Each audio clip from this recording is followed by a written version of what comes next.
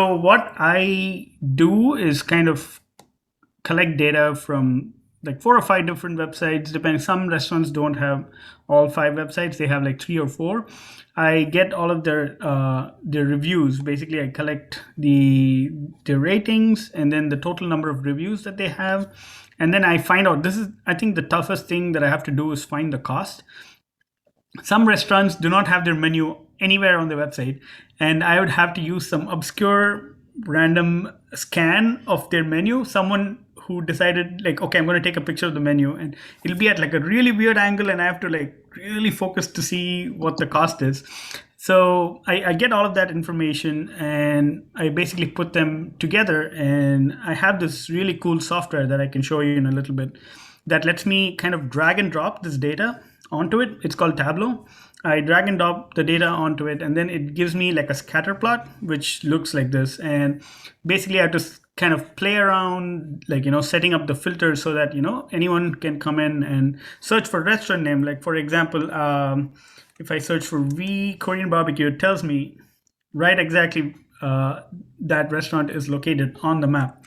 Data from Yelp, I get it from Google reviews, and there are like a bunch of other TripAdvisor, there is Restaurant Guru, and then Restaurant G, and then there's like one more I forget. Oh yeah, and I also use Uber and what do you call it? DoorDash whenever possible. So I get all of their information.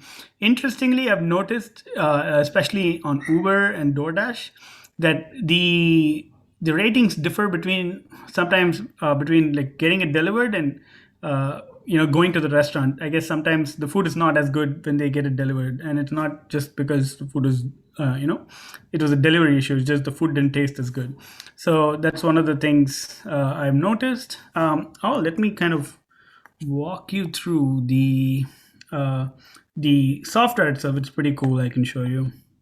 So this is a software. It's called Tableau. So this is the one I did recently with the ramen restaurant. So I go here, and I have all my ratings on here, and I have the restaurant name, and then I have the average cost, rating, and reviews, which has already been calculated. So what I need to do is kind of drag and drop onto this section, and basically it gives me the scatter plot. I can actually kind of duplicate and show you.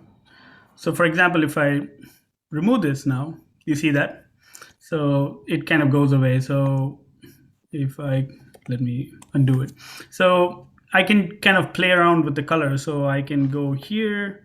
Let's see. So restaurant names right now, it's set to color. I can change it to a different type. So I can, instead of using like different colors, I can use different sizes, and then you see these different things. So you can like play around with the filters depending on what exactly you want to see. So that's what I do. So basically, I have all my information already collected, calculated to what I want to see, and then I go into this platform and just drag and drop, and I have this really fancy chart out here.